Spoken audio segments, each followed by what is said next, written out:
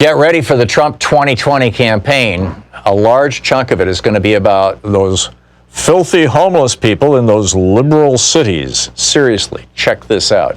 And don't forget to share our channel, ding the bell, comment, and subscribe. Donald Trump may, one, rig the upcoming election, or is actually reaching out for help at rigging the election. And number two, is preparing a huge campaign that I'm guessing they're going to start rolling out in a big way early next year. And you know, we'll see. I mean, maybe they can make this a big enough issue before the end of this year, but I'm guessing for maximum political impact, this is something that they're testing right now, and they're going to roll out next year. And I'll get to that in just a second. But to start with this, Edward Luce has been writing for the Financial Times for as long as I've been reading it. He's a solid guy and does not engage in histrionics. I mean, it's the Financial Times, for goodness sakes.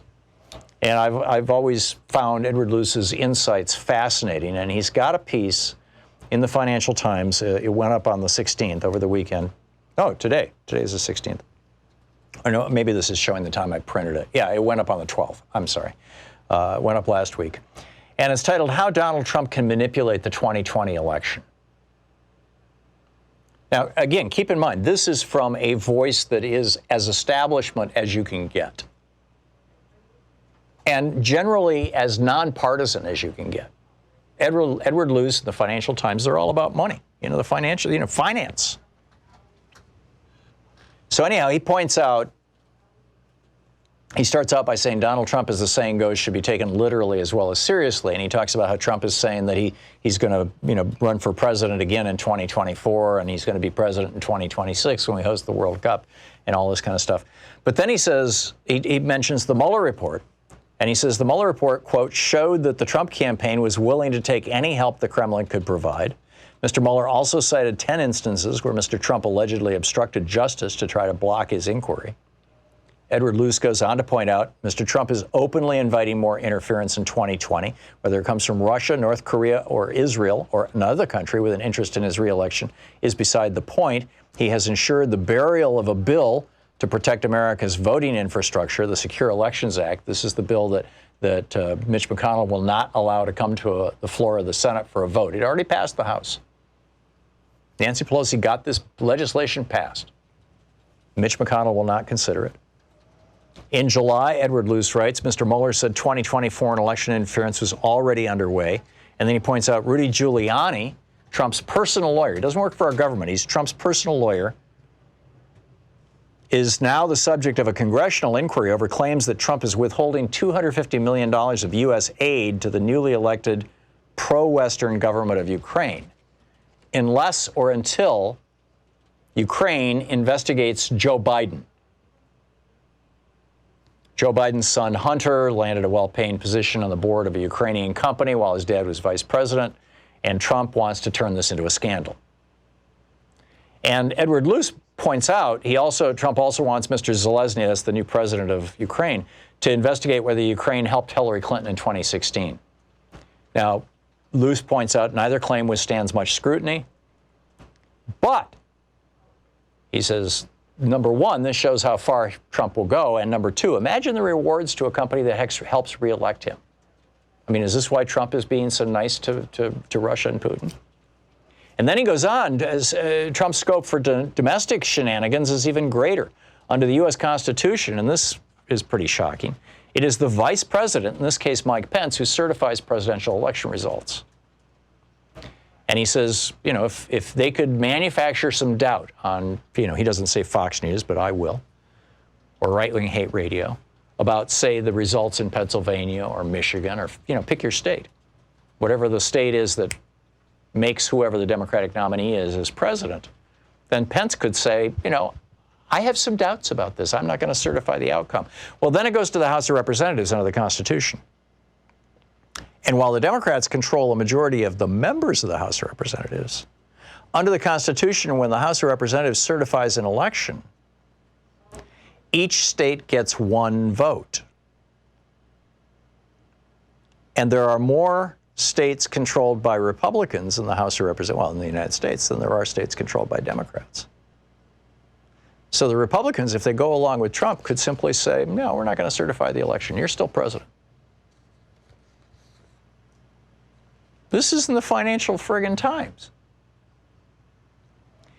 But the strategy that I think that they're going to use beyond that, I mean, that's their firewall. But they are ginning this thing up. Fox News, this is fascinating, and there's a great report on this over at Talking Points Memo, which is where I first encountered this story on last Friday, Turney Sneed writing.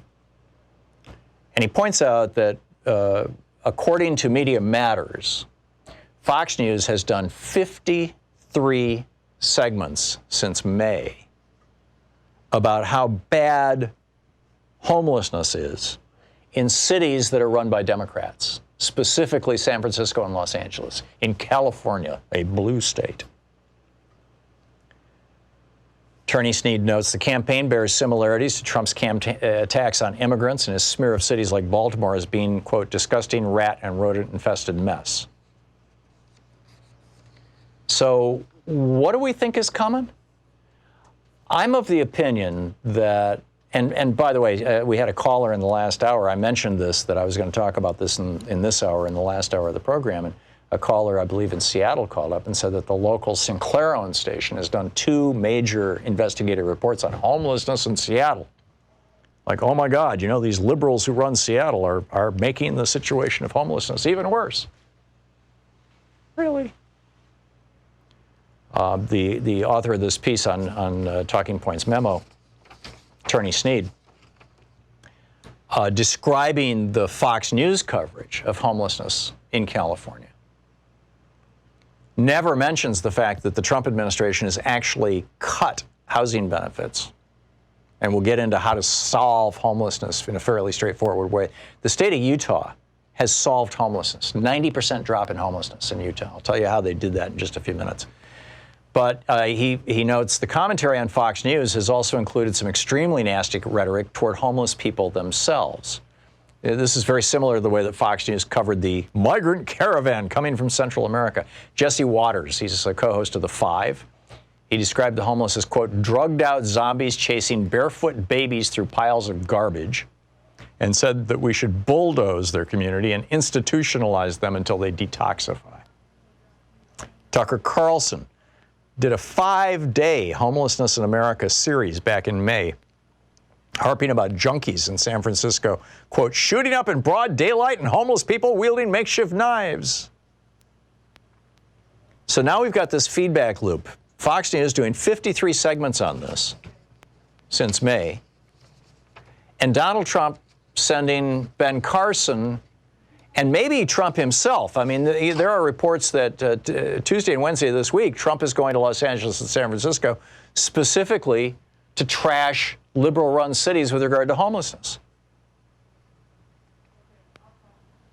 And according to the Washington Post, Trump officials have already gone to California and checked out an old facility that the FAA used to have, presumably giant airplane hangars, as a possible place to relocate homeless people. So we're going to create internment camps for homeless people?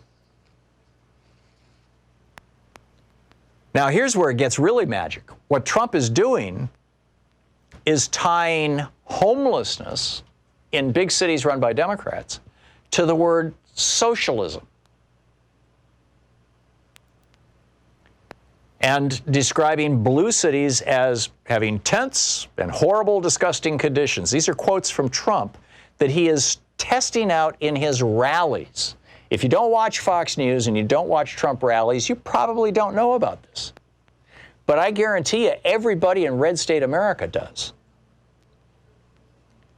Trump, when he went to the House GOP retreat on Thursday, he said Republicans, quote, are going to fight for the future of cities like Baltimore that have been destroyed by decades of failed and corrupt rule. He described a left-wing agenda of total government domination. These are Trump's words before the Republicans last Thursday. A left-wing agenda of total government domination, crushing regulation, crippling taxes, unrestricted migration, undermining law enforcement. So the same way that they blamed immigrants and then used that as a political thing, now they're saying that the Democrats welcoming immigrants is part of the problem also. Brian Kilmeade on Fox and Friends said California is, quote, making a choice. Illegals, these are Brian Kilmeade's words, illegals are more important than the people on the street who obviously need medical attention. Lou Dobbs, immigrants should be thrilled because they're getting more benefits in many cases than destitute Americans. Trump is going to be in San Francisco on Tuesday and Los Angeles on Wednesday, according to the LA Times. So what do we do about this? Well, you want to solve homelessness in America? Give people houses. Utah figured out that they were spending an average of $40,000 a person on treating homeless people in emergency rooms, in jails, with police and everything. So they said, hey, screw this. We're going to give them housing. It's called Housing First, and probably informed by the Mormon tradition of helping each other out. And the state decreased their chronic homelessness by 91%. They simply gave homeless people houses.